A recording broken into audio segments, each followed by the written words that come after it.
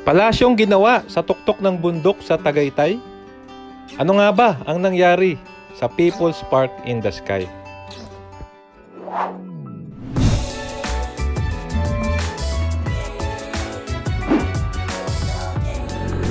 Alright, we're back mga kababayan. Nandito tayo ngayon sa Tagaytay. Nakikita niyo ba yan? Yan po ang sikat na People's Park in the Sky o Palace in the Sky. Ayan, so yun nga, galing tayong barangay Mabato, barangay Bungo. Galing tayong Kalamba, Tagaytay Bypass Road.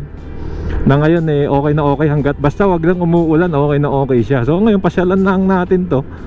Itong Biyernes ngayon, no? May 5, so siguro bukas pa maraming tao dyan.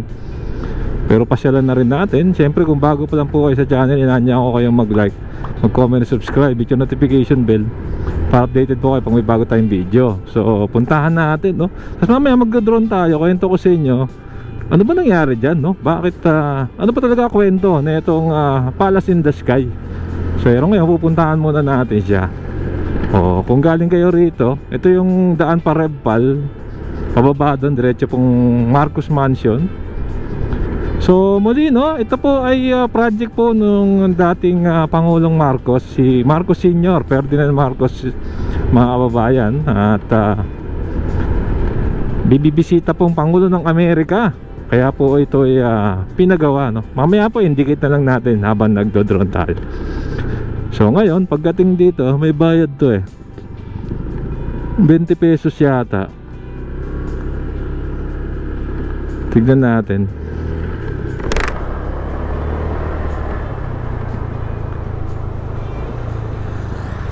₱20.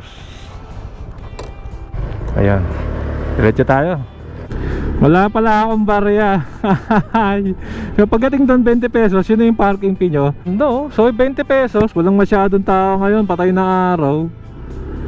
Bukas pa. So doon na tayo sa pinakatuktok. Dito tayo sa mismong Palace in the Sky, People's Park in the Sky. So pwede kayong mag-jeep yan. Pag tinatamad kayo, matarik kasi yan. Matarik kasi ito mga kabayan. Tapos ang entrance dito 30 pesos. Pwede nyo nakarin kung nagtitipid kayo nga lang, nakakahingal talaga. So dito, sa mga di nakakala, meron ditong historical marker. Yan, General Nicolas Gonzales Atlantin, sinilang sa Tanawan, anak ni na Eusebio Gonzales at nagtapos. Pwede nyong i-post na lang mga kabayan para mabasa nyo. Basang bulod ang nito, tinagurang bundok ng Gonzales ng mga Amerikano ang Pook na Banawan bilang alaala sa kanyang pagkahimpil. Sa pagkakalam ko mga kabayan, kasi nga overlooking yung Cavite tsaka Laguna Lake dito, para tong ginawang poste ng mga ng militar. Ayan o. So hindi na tayo papasok kasi nakapasok na tayo rito. So pwede kayong mag-jeep, tas entrance nga 30 pesos.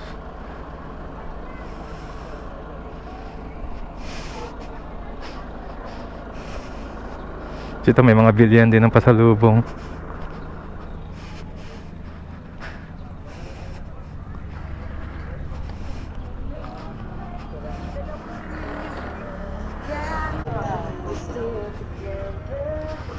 So dito yung mga bilyan ng pasalubong.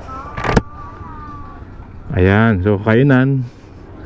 So yun, nalagay ko na yung istorya mga bayan. Magdo-drone tayo, tapos kikwento ko sa inyo yung istorya na itong Palace in the Sky.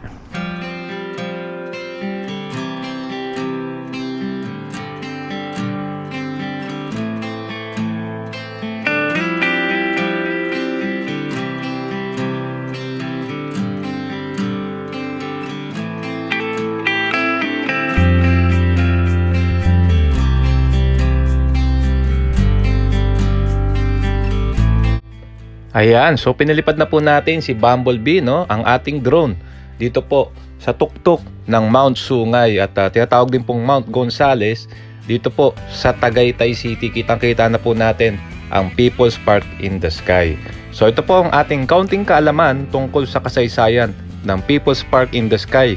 Ang mga impormasyon po ay nalikom natin mula sa iba't ibang resources sa internet.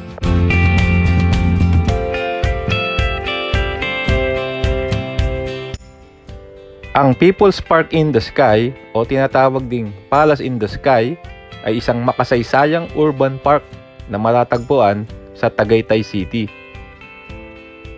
Noong panahon ng administrasyon ni President Ferdinand Marcos Sr., nagdesisyon ang nooy First Lady Imelda Marcos na gumawa ng mansyon sa tuktok ng Mount Sungay na nooy lupang pagmamay-ari ng gobyerno. Bago pa ito, ang tuktok ng bundok na ito ay ginamit din ng Bureau of Air Transport bilang radar station. Nagumpisa ang konstruksyon noong 1981. Naging mahirap ang paggawa dahil na din sa sobrang tarik ng tuktok ng bundok. Pinabilis ang paggawa ng mansyon dahil nakatakdang bumisita noong 1983 si US President Ronald Reagan. Dito plano ng gobyerno noon na i-accommodate ang parating na Pangulo ng Amerika.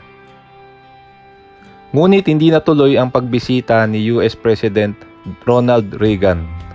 At dahil nga nangyari na ang 1986 People Power Revolution, ay tuluyan na ngang nahinto at di natapos ang proyektong ito.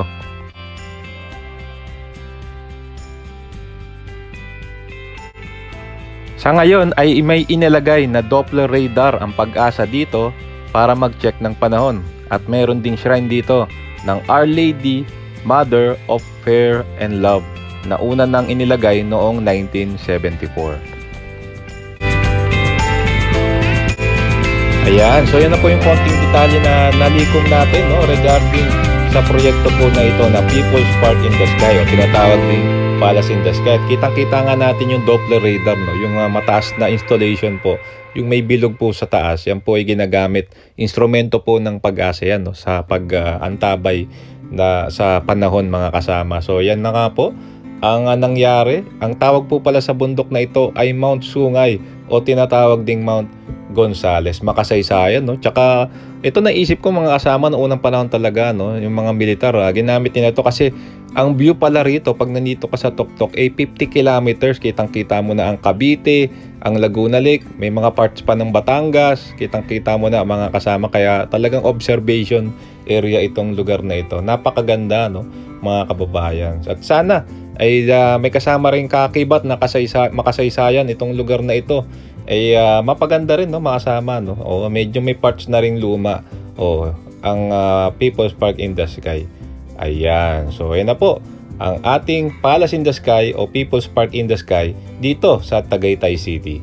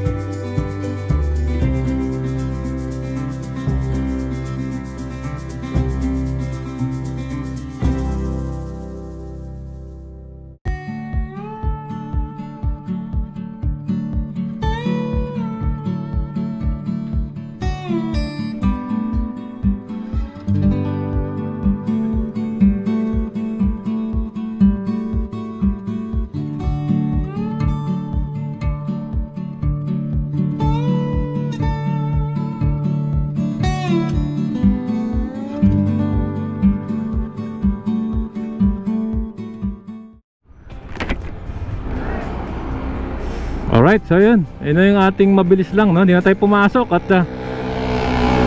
yan o, pag galing sa baba pwede rin kayo mag-jeep. Pwede rin naman mag-commute dito mga bayan, pero mas maganda talaga kung may sasakyan kayo. Tapos kung gusto nyo rin pong kapunta rito, yung mga tuk-tuk, kunyari wala kayong sasakyan o motor, kukontratahin nyo, parang ipapasyal na nila kayo sa mga tourist spot dito sa Tagaytay, no? Pero parang siguro 700 ganun, pwede nyo tawaran. Hindi ko alam kung may taripa sila eh. So talaga mas maganda rito kung may sasakyan kayo, no? So 30 pesos yung entrance, 20 pesos yung parking fee. Tsaka mas maganda tinan nyo pumunta, oh. Walang masyadong sasakyan, no? Kasi nga weekdays pa ngayon. Okay, hanggang dito na lang mga bayan, no? Punta tayong Alfonso ngayon. Kung nagustuhan nyo itong video, naanyayan ko po kayo mag-like, mag-comment and subscribe. Hit yung notification bell para updated kayo pag may bago tayong video. Maraming pong salamat. Keep safe. Huwag malasakit. Sarap maglakbay. And see you po sa next vlog update mga kasama.